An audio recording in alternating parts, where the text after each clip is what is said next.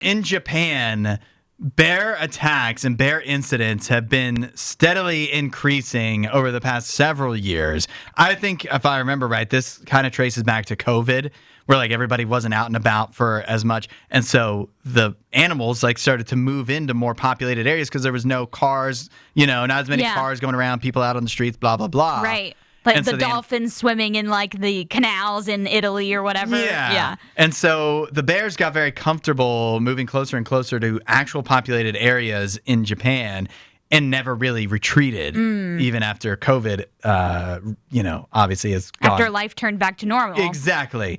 Now, particularly in some northern regions of Japan, the bear incidents just keep happening. Okay. More and more. So much so that they're coming up with all these different new guidelines and like suggestions to keep people safe. One of the things that the government is suggesting is that children should always carry empty plastic bottles. Okay. To deter the bears. To throw at the bear? Not to throw.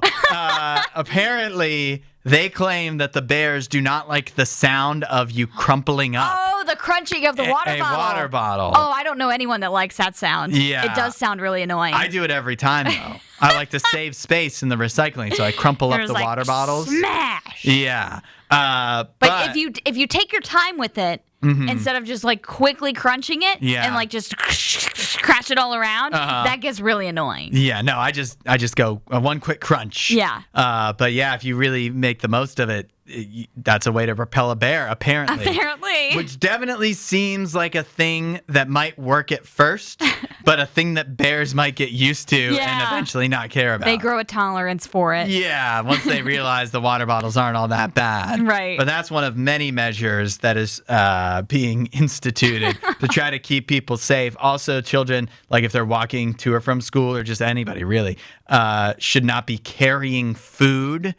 Because obviously that is like the top thing that's going to attract a bear, right? Yeah. Or make a bear more interested in you anyways, is if you're carrying food. So they're not supposed to do that. I also saw that the Japanese police have now been authorized to shoot bears. Wow. That's how bad it is. Yeah. They're going to wipe them out. They hardly, only of course when it's actually called for. Yeah. But Japan notoriously like hardly allows guns at all, so they really don't use them for much. But for bears, they're like, we're making an exception because this is getting out of hand. If it comes down to, are you going to save a human life or have to kill a bear? You're going to have to kill the bear. And so, yeah, I think that's an option. But I don't know about bear hunting, but I've heard that one shot's not going to kill them.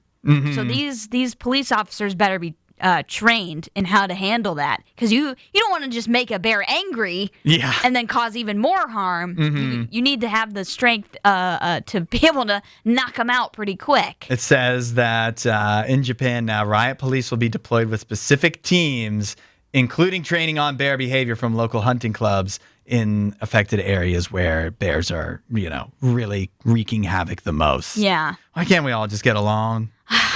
It's hard to ask for bears to get along with us when we're, I guess, taking part of their normal habitat, but they're coming to our territory this time. What about this? I'm a solutions-oriented guy. I'm not a bear expert like Nikki.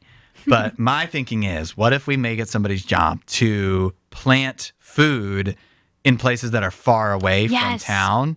And make the bears comfortable. Yeah, exactly. Honey. Yeah. Put lots of honey places. Start putting literal honey pots out in areas that are very far away from people to attract the bears and get them comfortable going to that area. Yeah. But then what do they do when we stop putting the honey there? They have to catch fish. I don't know. That's a permanent job, I guess. From now until forever. They make them dependent on the honey. Yeah.